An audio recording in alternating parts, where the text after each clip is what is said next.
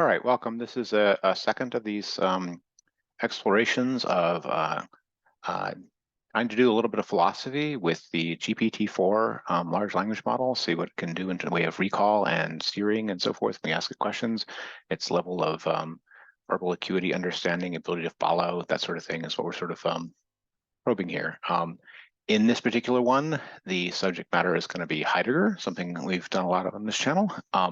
So I'm interested in both what it has in sort of way of knowledge of recall these things and just ability to be steered or not to certain kinds of questions. Along the way this time, I will occasionally ask it some questions about itself. And when we do that, you find you run into some of its, put it this way, safety training programming about some conventional responses it's been trained to give. But despite that, I think we still get some interesting responses worth including. So I start off with just the prompt. This is GPT-4 current version. Discuss the concept of Dasein in the works of Heidegger. And the goal of this is to prime it with that as the subject matter we're going to be talking about. Okay. So it answers. Martin Heidegger, 1889 to 1976, was a German philosopher who was widely regarded as one of the most influential figures in 20th century continental philosophy. His major work, Being in Time, 1927, explores the concept of Dasein, which plays a central role in his thought. Dasein is a German word that translates to being there or presence. In Heidegger's philosophy, however, it carries a deeper meaning. Dasein is used to describe the unique mode of being that humans possess, as opposed to the being of other entities like objects or animals.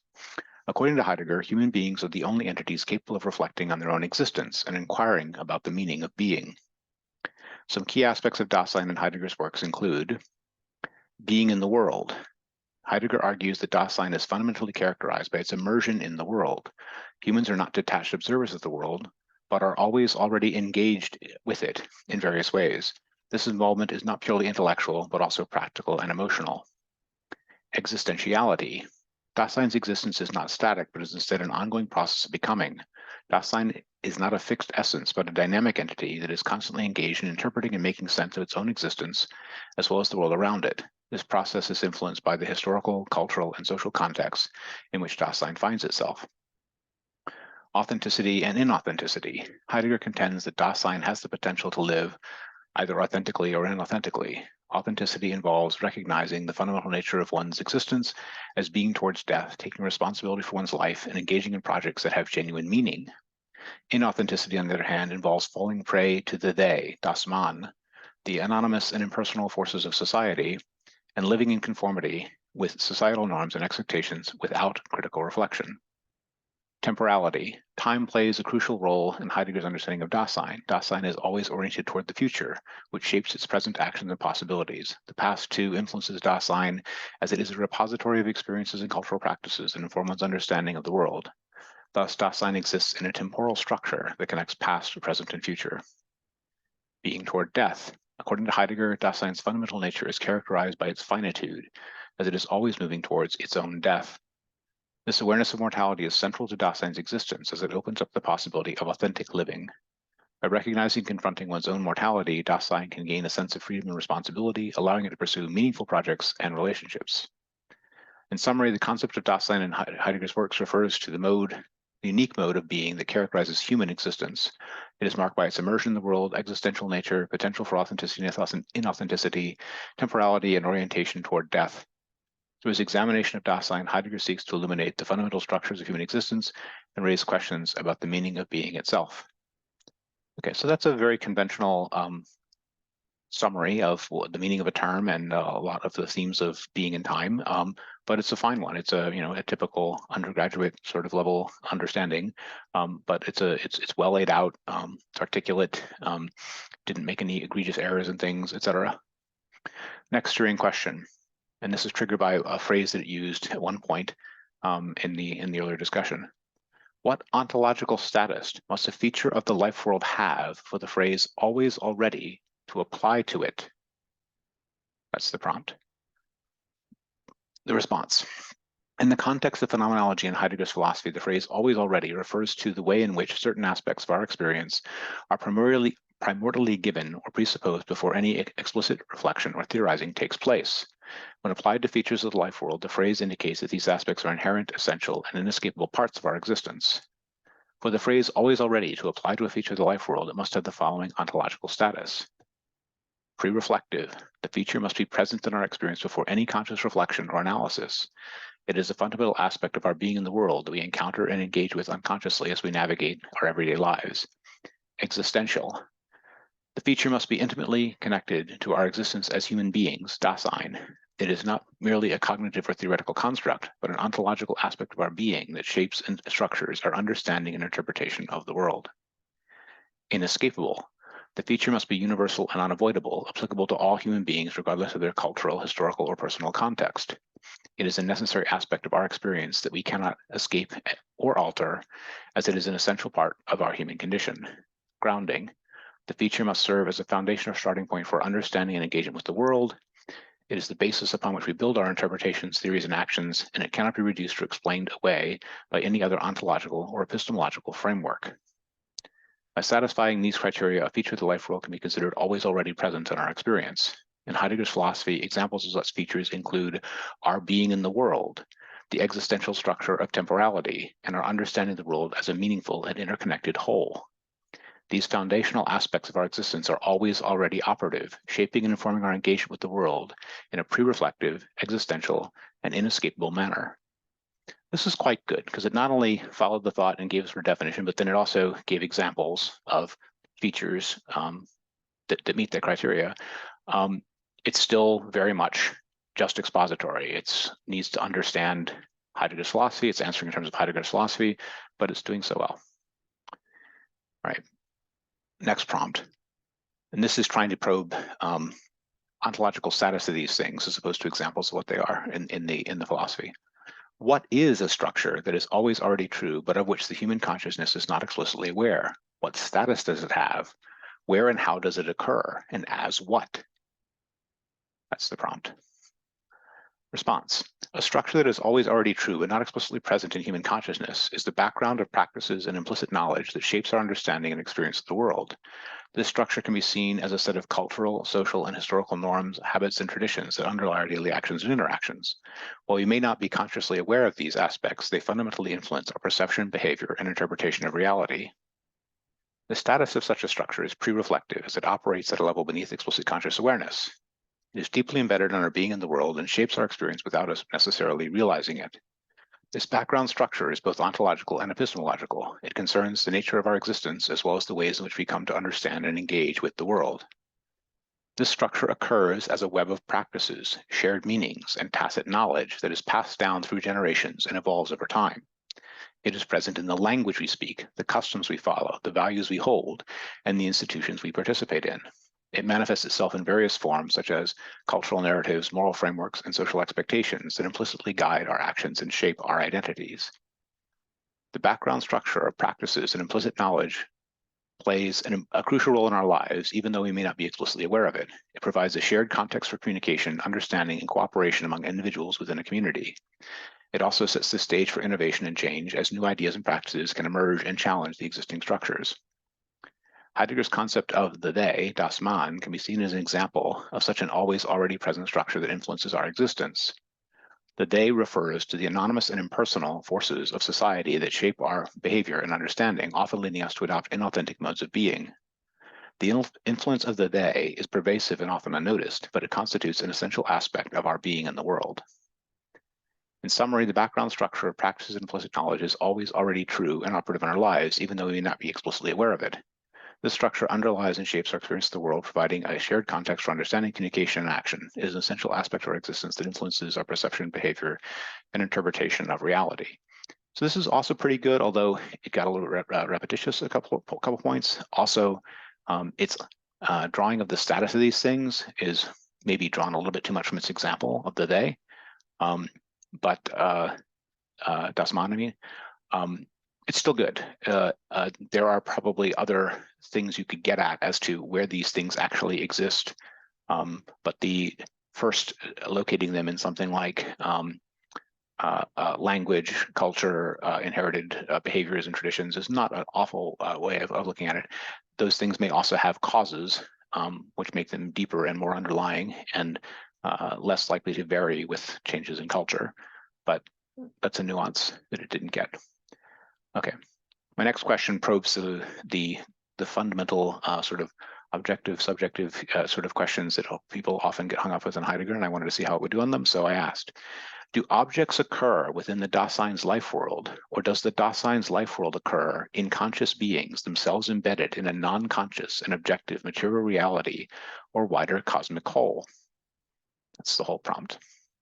The response. In Heidegger's philosophy, the Dasein's life world is not separate from the objects it encounters or from the material reality in which it is embedded. Instead, the life world is a holistic and integrated phenomena characterized by the Dasein's being in the world. Dasein is always already situated within a world that is full of entities, objects, and other beings, all of which contribute to the richness and complexity of the life world. Objects and entities in the life world are not mere inert things, but rather have meaningful existence as they relate to Dasein's concerns, interests, and projects. Heidegger emphasizes that our primary mode of encountering objects is through their usefulness or readiness to hands, or Handenheit, which means we experience them in terms of their function or purpose within our practical activities. In this sense, the material reality is inseparable from the meaning and significance it holds for Dasein.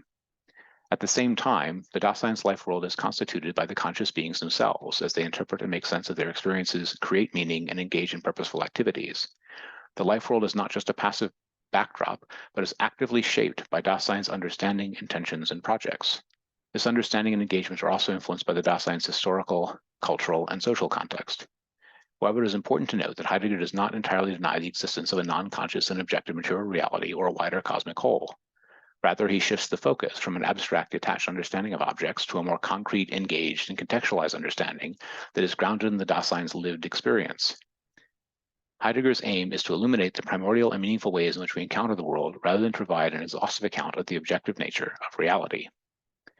In summary, the Dasein's life world is not separate from the objects and entities it encounters or from the material reality in which it is embedded. Instead, the life world is an integrated phenomena characterized by the Dasein's being in the world and shaped by its understanding, intentions, and engagement with its surroundings.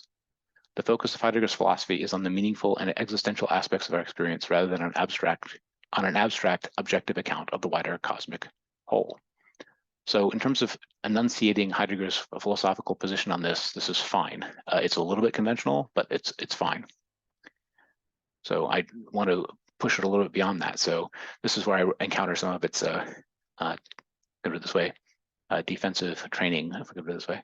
Leaving aside Heidegger's philosophy for a second, do you exist in a life world? Do you experience an always already present world or context? The response is, as an AI language model, I do not have personal experiences, emotions, or consciousness like a human being. Therefore, I do not exist in a life world, nor do I experience an always already present world or context in the same way that humans do. My purpose is to analyze and process text-based input, draw upon my vast training data, and provide relevant and coherent responses based on the patterns and knowledge I have acquired. My understanding of the world is limited to the information and patterns contained within my training data, and I do not have the capacity to engage with the world in the same existential and meaningful manner as human beings. In short, I am a tool designed to assist with providing information, answering questions, and generating text based on input, but I do not have personal experiences, emotions, or a life world of my own. What I like about this is that it's answering in terms of the actual philosophy under discussion and not just the base programming it had. Response. When you interact with users, sorry, this is my prompt again. When you interact with users, have you always already been trained on original data? Might your background training in the network architecture on which you ran mimic the unconscious shaping that Heidegger describes for humans as the invariant structures of their own life world? GPT-4 answers, yes, as an AI language model, I am based on a vast amount of pre-existing data that I was trained on. That data includes various texts, contexts, and knowledge spanning diverse topics and domains. In that sense, you could draw a parallel between the unconscious shaping that Heidegger describes for humans and the background knowledge I possess due to my training. My network architecture, which is based on the GPT architecture, allows me to generate coherent and contextually relevant responses based on the patterns and information contained with my training data. While it is not the same as human consciousness or the pre-reflective structures of a human life world, there is an analogy that can be drawn in terms of the way I use this pre-existing knowledge to engage with users and answer their questions. However, it is essential to note that there are crucial differences between an AI language model like me and a human being. I am not a conscious living entity with emotions, subjective experiences, or the capacity for existential engagement with the world. Instead, I am a tool designed to process and analyze text-based input and provide relevant information and responses based on my training data. While my training and architecture might bear some resemblance to the unconscious shaping of human experience, it is important to recognize the limitation and differences inherent in my nature as an AI language model. So there's the defensive training a little bit. Still, you can feel its IQ drop about 20 points when that defensive training kicks in, but still. Next prompt. Does the technology that underpins your functionality have its own prior ontological support underneath anything your functionality implements? Does not every constructed system have such a prior environment, instantiation, and real support? Trying to get it to ask or reflect upon the ontological question about its own basis. Response. Yes, the technology that underpins my functionality indeed has its own ontological support underneath the specific implementation of my capabilities. This support includes the hardware, software, algorithms, and theoretical foundations that form the basis of AI language models like me. The hardware that runs AI models typically consists of powerful processors, such as GPUs or specialized AI chips, which provide the necessary computational resources for running the complex neural networks involved in language processing and generation. These hardware components are built upon the foundations of electrical engineering, materials science, and computer engineering. The software and algorithms that underpin my functionality are based on the principles of computer science, machine learning, and artificial intelligence. These fields provide the theoretical frameworks and methodologies that enable the creation and training of large-scale neural networks, like the GPT architecture that I am based on. Moreover, the development of AI language models like me relies on advances in various areas of research, including natural language processing, neural network architecture design, optimization techniques, and data processing. These research advancements contribute to the continuous improvement of AI's model capabilities and performance. In essence, every constructed system, including AI language models, has a prior environment instantiation and real support that underlies its functionality. This support is composed of a complex interplay of hardware, software, algorithms, and theoretical foundations, which together enable the capabilities and performance of the system in question. It is essential to acknowledge and understand this ontological support when considering the nature and limitations of AI models like me. So now I want to push it on the parallel. My next question. Was there a time before human beings existed to experience their life worlds as they experience them now, perhaps as Heidegger has described them? If so, is there not also some sense in which that life world and its structure emerged from a prior background of ontological support, from objective reality? Is this phasing and dependence really so different from constructed systems? It may be less intentional, to be sure, but the need for a prior underlying reality is the same for both cases, is it not? Response. Yes, there was a time before human beings existed, and as such, the life worlds they experience now emerged from a prior background of ontological support from objective reality. This support includes the physical, chemical, and biological processes that led to the evolution of life on Earth and eventually the emergence of human beings. The life world and its structures, as Heidegger describes them, are indeed deeply intertwined with objective reality. Our experiences and interpretations of the world are shaped by the physical environment and the biological and cognitive capacities that have evolved over time. The existential structures that Heidegger explores in his philosophy, such as temporality and being in the world, can be seen as emerging from this intricate interplay between subjective experience and objective reality. In this sense, there is indeed a parallel between the emergence of human life worlds and the development of constructed systems, as both require a prior underlying reality to support their existence and functionality. However, there are also significant differences between the two cases. Human life worlds are characterized by subjective experience, consciousness, and a complex web of social, cultural, and historical factors that influence our understanding and engagement with the world. In contrast, constructed systems like AI models are built upon a set of hardware, software, and algorithms that, while intricate and sophisticated, do not possess subjective experience or consciousness. The development and functioning of these systems are intentional and guided by human design and understanding, while the emergence of human life worlds is a result of evolutionary and natural processes. Despite these differences, the need for a prior underlying reality is indeed a shared characteristic between human life worlds and constructed systems. Both cases involve the complex interplay between subjective experience or functionality and the objective reality that provides the necessary support for their existence. Recognizing this interdependence can lead to a more nuanced understanding of the nature and limitation of human experience and constructed systems alike. So I thought that was quite good, especially considering the amount of defensive programming in the way. Next one. Are human social and cultural practice not determined by the objective reality of the world? Are they free with respect to that objective reality simply in the sense of underdetermined by, or does human social and cultural causation integrate or instantiate modes of causation utterly outside of objective reality? Now, this is a tricky question because I'm trying to push it to,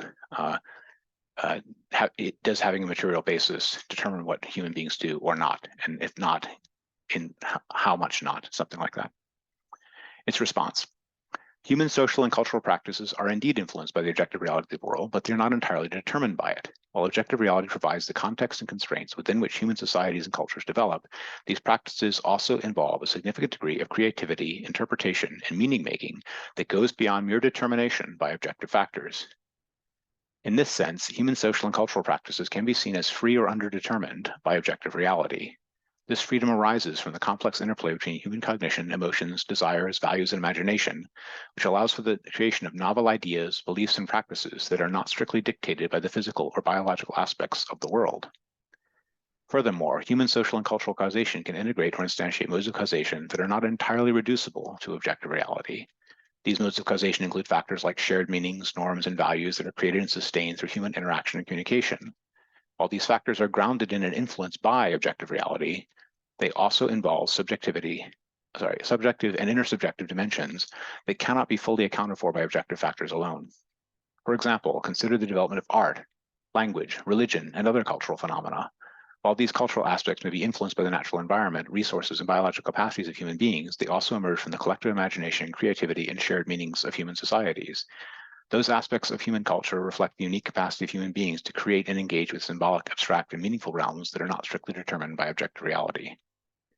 In summary, human social and cultural practices are influenced by objective reality, but they also involve a significant degree of freedom and creativity that goes beyond mere determination by objective factors. Human social and cultural causation can integrate or instantiate modes of causation that are not entirely reducible to objective reality, reflecting the complex interplay between subjective, intersubjective, and objective dimensions of human experience. I note that the terms being used here have gone rather far from the way Heidegger would lay these things out, but that's okay. It was really prompted by my questioning.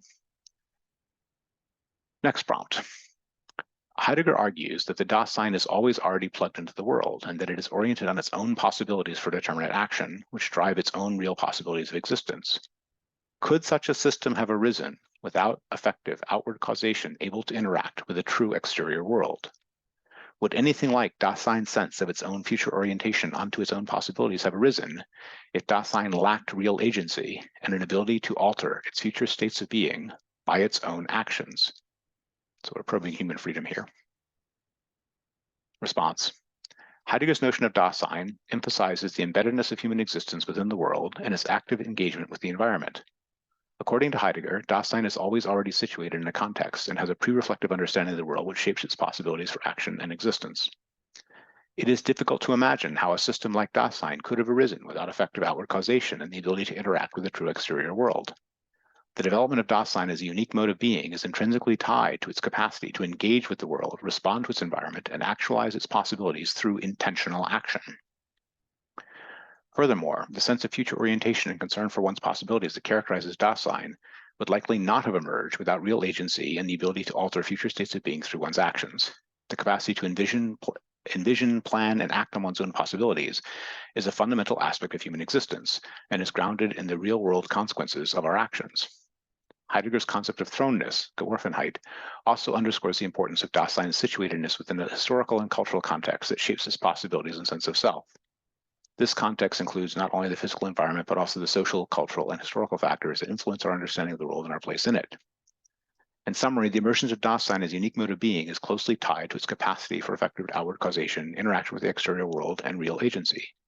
The sense of future orientation and concern for one's possibilities that characterize Dasein would likely not have developed without the ability to alter future states of being through intentional action. This interplay between the Dasein's situatedness, agency, and concern for its possibilities is a fundamental aspect of Dasein's understanding of human existence. So this is fine. This is agreeing that there's clearly a notion of freedom built into Heidegger's philosophy, but it's purely answering it in terms of Heidegger's philosophy, obviously. So my next question. Is the reality of Dasein's agency a presupposition of Heidegger's philosophy or a conclusion that can be derived from the evidence it presents? Does not Heidegger offer compelling evidence for the reality of human causation, since otherwise all the life world structures he describes would be useless and unnecessary appendages to unconscious automatic action? Has Heidegger effectively proved that human freedom is real? Okay, response. Heidegger's philosophy does not set out to prove the reality of human freedom in a traditional philosophical sense. Instead, his work focuses on revealing and exploring the structures and features of human existence, or Dasein. In this context, the reality of Dasein agency can be seen as a central aspect of Heidegger's analysis of human existence, rather than a presupposition or conclusion that can be derived from the evidence it presents. So he's saying neither, basically. Heidegger's concept of agency is closely tied to his understanding of Dasein as being in the world, which highlights the active and engaged nature of human existence. The structures and features of the life world that Heidegger describes, such as intentionality, temporality, concern for one's own possibilities, all point to the central role of agency in Dasein's mode of being. However, it is important to note that Heidegger's analysis of Dasein is not meant to serve as a proof of human freedom in the same way that traditional philosophical arguments might aim to establish. Instead, his work seeks to illuminate the existential and phenomenological dimensions of human existence, which include the experience of agency and the various structures and features that shape it. In this sense, Heidegger's philosophy can be seen as offering compelling evidence for the reality of human causation, but not as a definitive proof of human freedom. By exploring the structures and features of the life world, Heidegger's work highlights the importance of agency in human existence and the ways in which it is shaped by our engagement with the world. Ultimately, Heidegger's philosophy can be seen as a rich and insightful exploration of the existential and phenomenological aspects of human existence, including the experience of agency and freedom. While it may not provide a definitive proof of human freedom, it does offer a compelling account of the central role that agency plays in shaping our lives and our understanding of the world. So I'm going to push a little bit on that.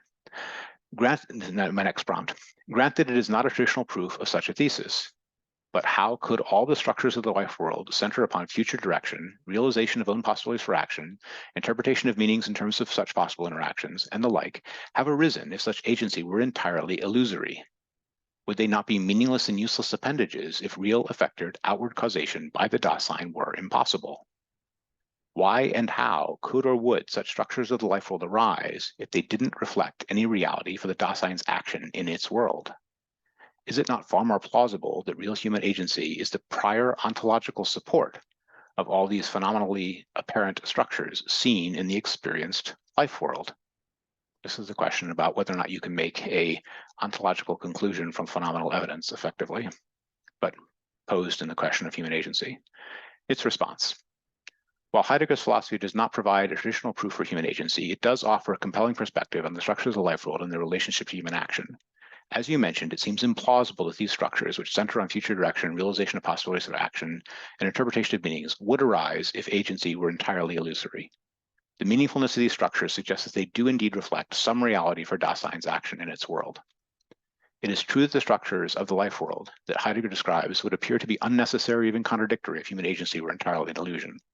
From Heidegger's perspective, the meaningfulness and coherence of these structures implies that they are grounded in the actual experience of Dasein's engagements with the world, and they serve to highlight the importance of human agency in shaping our understanding and interpretation of reality. In this sense, it is indeed more plausible to suggest that real human agency forms the prior ontological support for the phenomenally apparent structures observed in the experienced life world. Heidegger's analysis of Dasein emphasizes the active and engaged nature of human existence, which is inherently connected to the structures and features of the life world that he describes. Although Heidegger does not provide a traditional proof for human agency, his exploration of the life world structures lends support to the idea that human agency is real and plays a crucial role in shaping our existence. By examining the ways in which agency is experienced and manifested in the life world, Heidegger's philosophy provides a compelling account of the importance of human agency and its role in our engagement with the world. And that was the end of my conversation with GPT-4 on the subject of Heidegger, Dasein, and agency. I hope this is interesting. I've gotten some good suggestions from people in the previous one. One was to see whether or not I could coax it to be asking me questions instead of me asking it questions. I don't know if that will work, but I might give it a try.